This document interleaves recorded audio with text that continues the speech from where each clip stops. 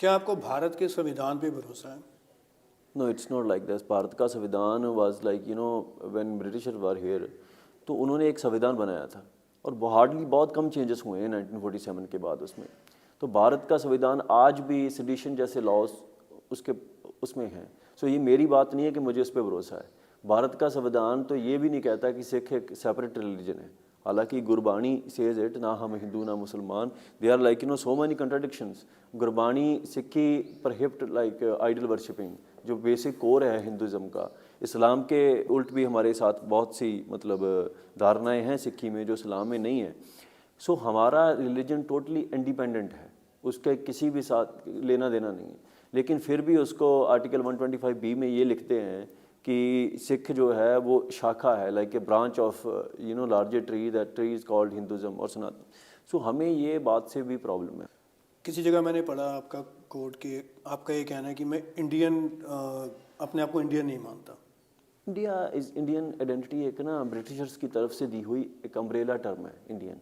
उन्होंने red Indian भी बोला था, वो तो डिस्क्रिमिनेटरी मानते हैं। मतलब इंडियन भारतीय, भारतीय अपने आप को भारतीय नहीं, भारतीय होना एक आइडेंटिटी नहीं है। भारतीय होना, भारतीय कोई लैंग्वेज नहीं है। India has no language, India has no culture that's similar. So अगर आप बोलेंगे साउथ इंडिया और नॉर्थ इंडिया का कल्चर सेम है तो मिस्टेकन होगा। वहाँ का खाना पीना सेम है, यहाँ का खाना पीना पहना लैंग्वेज कुछ भी सिमिलरिटी नहीं है। तो मैं ये बोलता हूँ कि एक अम्ब्रेला टर्म है इंडिया, उसके नीचे अगर तो मेरी आइडेंटिटी सेफ है तो I will call my self Indian. अगर मेरी आइडेंटिटी उसके नीचे एसिमिलेट हो रही है तो मुझे तो अपनी आइडेंटिटी पंजाबी ही प्रमोट करनी पड़ेगी। आप खालिस्तान, इंडिपेंडेंट खालिस्तान की मांग करते हैं, क्यों ना सेडिशन का केस, आप देशद्रोह का केस आपके खिलाफ कर दिया जाए? नहीं, देखें, ये सुप्रीम कोर्ट की मैंडेट है कि पीसफुल मैनर में आप खालिस्तान की बात कर सकते हैं। खालिस्तान सेल्फ डिटर्मिनेशन डेमोक्रेसी में बहुत रिस्पेक्टेड चीज़ है। कनाडा में, क्यूबिक में, ये बहुत सी जगहों पे जो सेल्फ डिटर्मिनेशन के राइट्स थे वो लोगों को मिले हैं, रेफरेंडम्स हुए हैं बहुत सी जगह पे। और डेमोक्रेसी में इस चीज़ को ईवल नहीं सेलिब्रेट किया जाता है कि अगर कोई डाइवर्सिटी की और इवन दो सेपरेशन की बात करता है। तो मेरे ख्याल में जिस एरा में हम लोग जी रहे हैं वहाँ पे सेपरेशन की बात करना ये ऐसी ईवल बात नहीं है। सो सेडिशन जैसे लॉज कॉलोनियल लॉज हैं, उनको आज भी इम्प्लाई करना, अगर तो देखें हमारे तरीके जो हैं, सुप्रीम कोर्ट की 2006 की आई गेस मैंडेट है जिसमें वो कहते हैं पीसफुल मैनर में खालिस्तान की बात करना, खालिस्तान को एडवोकेट करना, उसका लिटरेचर लिखना, बांटना या कॉन्फ्रेंसेस करना टोटली लीगल है। खालिस्तान जिंदाबाद कहना भी लीगल है। तो फिर तो अगर ये करेंगे तो सुप्रीम कोर्ट की मैंडेट को चैलेंज करके, और जो लॉ है लॉ खुद को चैलेंज करेगा ये बात करके। मतलब आप पीस में विश्वास रखते हैं? Of course everybody loves peace. हमारे लिए वायलेंस कभी भी ऑप्शन नहीं रहा। लेकिन जिस तरीके से जो अजनाला में किया आपने, आप वहाँ पे गए, आपके साथ हज़ारों समर्थक थे, तलवारें थी, बंदूकें थी, जिस तरीके से आपने एक तरह के आप स्टॉर्म किया पुलिस स्टेशन में, वो तो पीसफुल नहीं माना जा सकता। नहीं, वो स्टॉर्मिंग उसको नहीं बोला जाएगा। मैं आपको बताता हूँ इशू क्या है। हमने यहाँ से कहा था wherever you will stop us we will do अमर संचार। तो गुरु ग्रंथ साहब जी के बना अमर संचार नहीं होता। और अब वहीर हमने निकाली है, I don't know if you are aware of it. वहीर में भी हम गुरु ग्रंथ साहब की हाज़िरी में ही चले। ये तो सिर्फ प्रोपेगेंडा किया जाता है, वो रिलीजियस इशू है, वो इनका तो इशू है ही नहीं वैसे भी। तो वहाँ पे जब हम लोग गए, 3 लेयर की बैरिकेटिंग लोगों ने पहले हटा दी थी। जो लास्ट बैरिकेटिंग थी पुलिस स्टेशन के बिल्कुल सामने थी। तो हमने जब किया था कि हम पीसफुल नेगोशिएशन पुलिस में जाके करना चाहते हैं, तो पहला लाठीचार्ज पुलिस ने शुरू कर दिया। उनको नहीं करना चाहिए था। उसके रिटेलिएशन में जो लाठियाँ चली हैं, गन्स की कोई इस्तेमाल नहीं हुआ। ये लोग जो बोल रहे हैं कि गन्स थी वहाँ पे, गन्स तो हमारे साथ ऑलवेज रहती हैं, लाइसेंस्ड वेपन्स हैं, और वो हमारी प्रोटेक्शन के लिए भी हैं क्योंकि हम ड्रग कार्टेल के खिलाफ लड़ रहे हैं। और ड्रग्स का बिजनेस जो है उसमें आपको मालूम है क्या कुछ होता है, और उसमें हम लोग गवर्नमेंट प्रोटेक्शन तो लेंगे नहीं, तो हमारी प्रोटेक्शन खुद की तो हम लोग करेंगे। सो गन्स का कोई इस्तेमाल नहीं हुआ। लाठियाँ जरूर चली हैं, लेकिन पहले लाठियाँ पुलिस की तरफ से चली हैं। लेकिन अमृतपाल जी, एक फॉल्स एफआईआर, जैसे अब कह रहे हैं कि फॉल्स एफआईआर थी, तो एक कोर्ट का प्रोसेस है, अब कोर्ट भी जा सकते थे। Court I was trying to negotiate for many days, और कोर्ट का प्रोसेस ही फॉलो हुआ बाद में। लेकिन आपको मालूम है यहाँ पे सिस्टम ऐसा है, अगर आप you will sit at home and do nothing, आप प्रोटेस्ट भी नहीं करते। वैसे तो कोर्ट का प्रोसीजर भी होता फार्म लॉज को वापस लेके जाने के लिए, कोई ना कोई आप रेट फाइल कर सकते हैं सुप्रीम कोर्ट में। बहुत सी चीज़ें होती हैं। जब प्रोटेस्ट क्यों होता है, कोर्ट तो ऑलवेज अवेलेबल है, लेकिन प्रोटेस्ट के क्या मायने हैं एक डेमोक्रेसी में? प्रोटेस्ट के मायने हैं कि आपको राइट है प्रोटेस्ट करने का। लेकिन अमृतपाल जी, आप डेमोक्रेसी पे सवाल उठा रहे हैं, आप गुलामी की बात करते हैं सिखों की, लेकिन लोग ये कह रहे हैं कि जिस तरीके से अमृतपाल और अपने समर्थकों, कितने समर्थकों के साथ पुलिस स्टेशन गए, वायलेंस हुई, एसपी इंजर्ड किए और कई पुलिस वाले इंजर्ड किए गए, और फिर भी अमृतपाल के खिलाफ कोई एक्शन नहीं किया जा रहा, तो क्या कोई अमृतपाल को पॉलिटिकल बैकिंग है? नहीं, इट्स नॉट पॉलिटिकल बैकिंग। आप मुझे बताएं, उन्होंने बोला कि वो वीडियो एविडेंस लेंगे और उस पर करेंगे, और मेरे ख्याल से वो करेंगे, और उसका हम देखेंगे क्या करना है इन फ्यूचर। ये पॉलिटिकल बैकिंग का मसला नहीं होता। पहले आप, जो मेरी सपोर्ट है वो मैंने किसी से बाय नहीं की हुई, वहाँ पे मैं अपने आप गया था और लोगों को मैंने कॉल दी, और एक दिन की कॉल थी वो, just 1 day prior I told in a press conference कि हम लोग वहाँ पे जाएंगे, और वहाँ पे हज़ारों की संगत आई।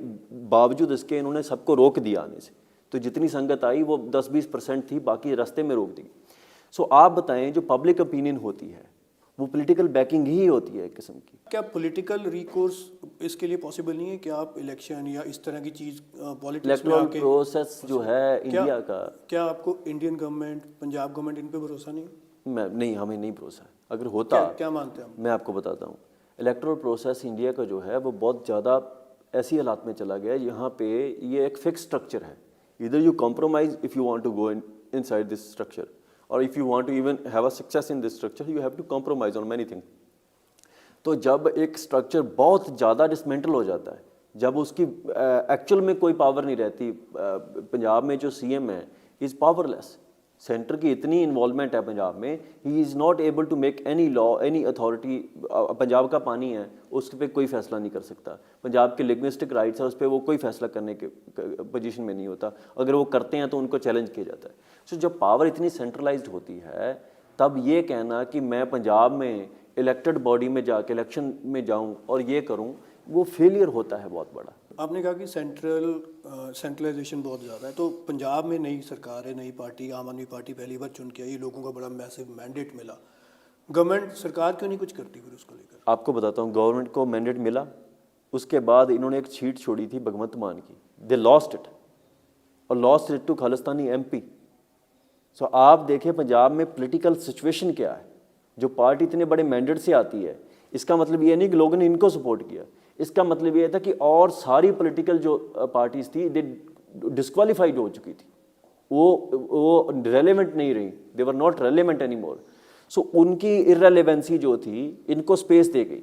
लेकिन इसका मतलब ये नहीं था ये कैपेबल हैं, और इनकी कैपेबिलिटी 2-3 महीने में इतनी फेड अवे होगी कि इनको अपनी सीट नहीं बचाई जा सकी। सो ये पॉलिटिकल सिचुएशन है पंजाब क्यों? क्योंकि पंजाब में अनरेस्ट है, पॉलिटिकल अनरेस्ट है। यूथ को आप ये उनको नई चीज़ से, अभी पहले क्या होता था, आप 5 साल के लिए एंगेज कर पाते थे उनको, नई पार्टी आती थी और 2-3 साल तो उनका हनीमून पीरियड चला जाता था, और फिर लास्ट में आके वो प्रोमिसेस करते थे अगली पार्टी। अब जो है अनरेस्ट इस लेवल पे जा पहुंचा है पंजाब का कि आप अगर 1 महीने में 2 महीने में रिजल्ट नहीं देते तो यू विल बी डिस्क्वालीफाइड। सो आप आज भी आप देखिए, गवर्नमेंट के खिलाफ इतना गुस्सा है लोगों के मन में, जो करंट गवर्नमेंट है, और इसको साल हुआ नहीं अभी आई को, मेरे ख्याल से होगा अभी थोड़े दिनों में। तो अगर 1 साल के अंदर अंदर गवर्नमेंट की ये पोजीशन है कि उनके खिलाफ लोगों के मन में गुस्सा है, चाहे वो सिद्धू मूसेवाले का मर्डर हो, उसके बाद जो कुछ हुआ है, सो मुझे लगता है कि हमें ये सोचना चाहिए कि जो पंजाब में लोगों में अनरेस्ट है उसको कैसे डील किया जाए। लेकिन आप अनरेस्ट की बात करते हैं यूथ में, उसके पर हम ये भी देखते हैं कि जिस तरीके की आप लगातार बात करें, खालिस्तान की बात करें, इंडिपेंडेंट स्टेट की बात करें, अजनाला होता है, लोगों में एक भय है, फियर ऑफ एटमॉस्फेयर है। आपके लिए ये चिंता की बात नहीं? नहीं, मैं तो उसको एड्रेस कर रहा हूँ। फियर ऑफ एटमॉस्फेयर जो है, जो फियर साइकोसिस खड़ा किया गया सोसाइटी में, वो क्यों खड़ा किया? वो वायलेंस से किया गया ना, स्टेट वायलेंस ने फियर खड़ा कर दिया है। नहीं तो इंडिपेंडेंस की बात करनी, आज़ादी की बात करनी, सॉवरेंटी की बात करनी, सेल्फ डिटर्मिनेशन की बात करनी, कहाँ से फियरफुल होती थी? ये फियर साइकोसिस स्टेट ने अननेसेसरी और जो इनह्यूमन उनकी एक्टिविटी थी उनसे इम्पोज किया, पुलिस से लोगों को डर लगने लग गया। सो अभी क्या है कि ये हमें एड्रेस करना चाहिए इशू, इंस्टेड ऑफ कि लोगों में फियर पैदा कौन कर रहा है। मैं तो फियर को एड्रेस कर रहा हूँ। लेकिन जिस तरीके की घटनाएं, फिर हम वहीं पे आते हैं कि अजनाला की जो बात थी, वो तो उससे तो और लोगों में डर होगा कि कानून की यहाँ पे कोई परवाह ही नहीं करता, नहीं, पुलिस का कानून डर नहीं है। देखे तो लोगों में ये अपने बात आप- नहीं चल रही है। आप कॉमन लोगों में जाएं तो ये बात चल रही है कि पुलिस को ह्यूमन राइट्स की कोई परवाह नहीं है। वो किसी को भी फाल्सली इम्प्लीकेट कर देते हैं, किसी को भी उठा के जेल में डाल देते हैं। हमारे पहले सिख जो सेंटेंसेस पूरे कर चुके हैं वो बाहर नहीं आ रहे, नए सिखों को अंदर डाला जा रहा है। अमृतपाल जी, लोगों में भाई इस बात का भी है कि कहीं पंजाब दोबारा से 1980 के दौर में तो नहीं जा रहा। वो कौन लेके जाएगा पंजाब को?